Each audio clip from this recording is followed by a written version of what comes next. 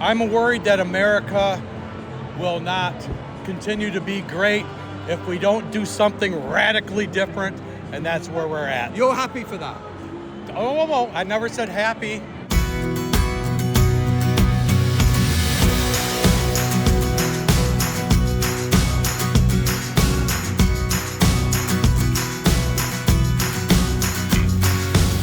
Well, tens of thousands of people have come to see Donald Trump and to cheer him, but there's a little welcoming committee here which, broadly speaking, they detest Donald Trump. Honk if you hate Nazis is one of the slogans. Trump is a fascist clown. Resist, no more fascism. Hate, chaos and loss. And as you can see, a lot of people are offering their support. I mean, maybe they think this is the pro-Trump rally and just haven't read the slogans. But there are an awful lot of people who are really hostile to the president. I'm like, no, I think she can be saved. What do you make of the first 100 days? It's horrible. It's just a bunch of lies, an agenda to get into a fascist regime, basically. But what do you say to the argument that Donald Trump is doing exactly what he promised in the election and he's making good on his pledges? I think he is, unfortunately, making good to a lot of his promises. The problem is promises are just very bad. Well, I lost $6,000 on my 401k last month, so I don't think much of it. Do you think that there are many others who voted for Donald Trump who are in the same boat as you, who've lost Absolutely, but they'll never admit it. Why? Because they're stupid.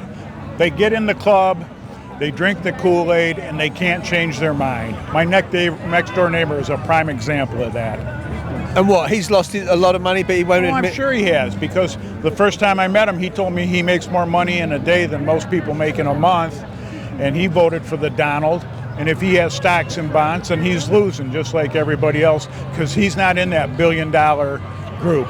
So people don't have a problem with securing the border. The way he's doing it, the way he's destroying the economy by market manipulation, no one signed up for that. That seems kind of out there. And hopefully they'll impeach him. Again, he's been impeached twice. How many more times can you impeach him? As many times as we need to. But it's not going to happen, is it? I mean, everyone's rolling over. Yeah, hopefully there's enough of us protesting that they're going to stop rolling over. We're starting to see some movement.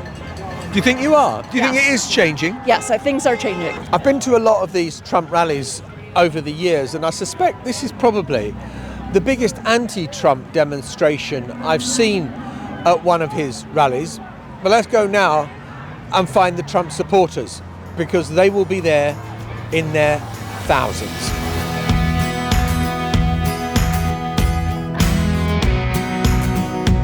How good do you think the last 100 days has been? I think the last 100 days has been good. I think we're seeing some change. Definitely. I mean, he's doing what needs to be done, and I think you're going to see it pan out a year and a half from now. But at the moment, the tariff stuff is a mess, isn't it? Well, I think the tariff stuff right now is putting everything in line. It's letting the world know that, hey, everybody's got to pay. Everybody's got to pay. Right. Right. Do you feel richer or poorer? Right now, Yeah. I'm about the same. I'm going to the party. You ready to celebrate? I'm going to do a little celebrating.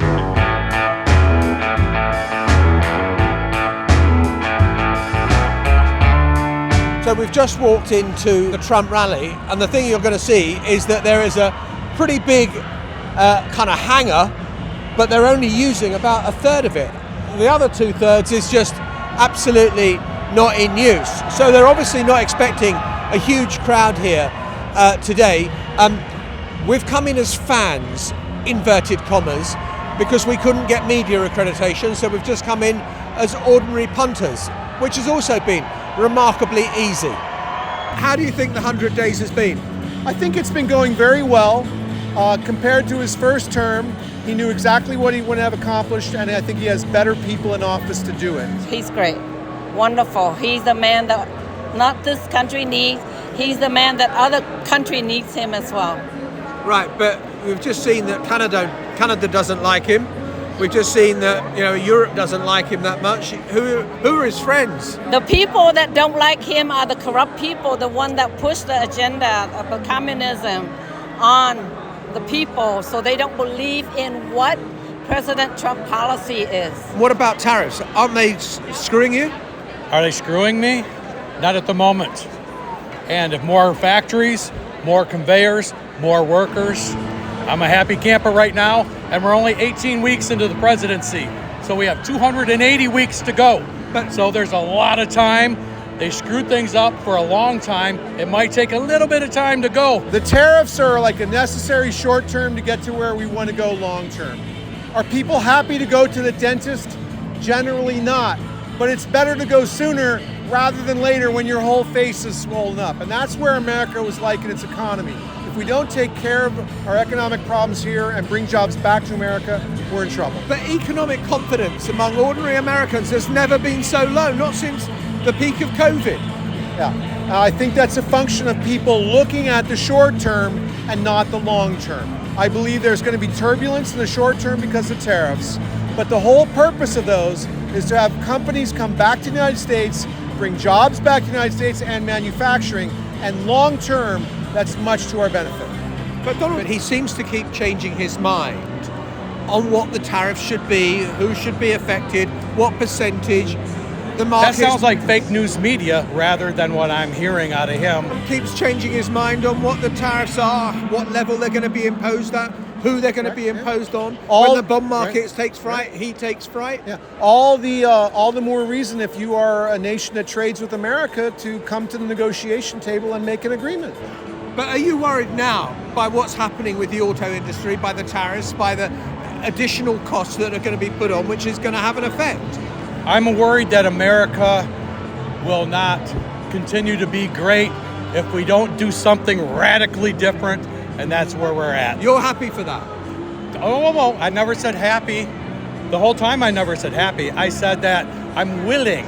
Willing doesn't necessarily mean happiness, but not everything is going to be happy. Sometimes we have to take our wounds to become better in the long run. Donald Trump is due to arrive in an hour's time.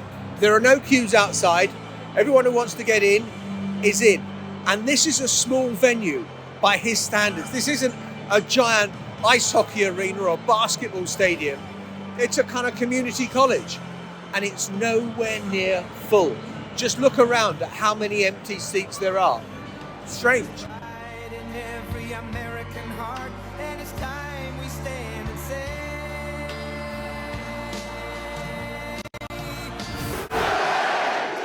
Thank you very much. Hello, Michigan. Hello. We love you, Michigan. We love you.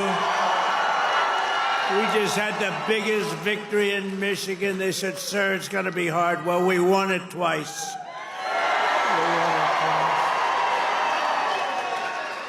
We actually won it 3 times. You want to really know that?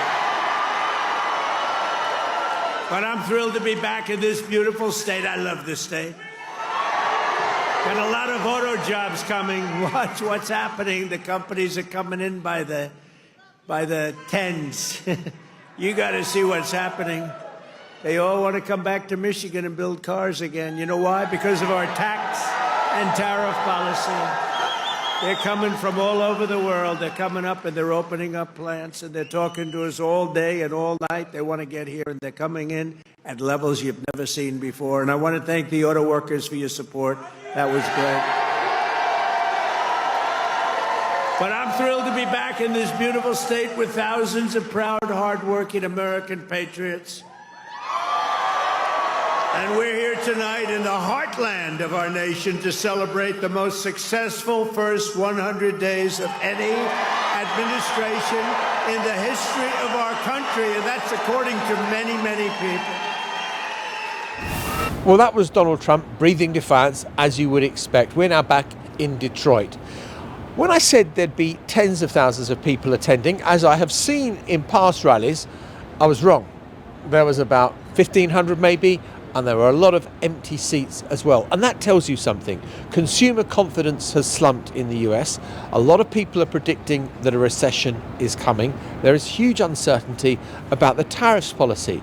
Now, the MAGA brick wall is still solid, but there are cracks and fissures appearing, and the Trump administration would be foolish to ignore that. The Newsagents. This is a Global Player original podcast.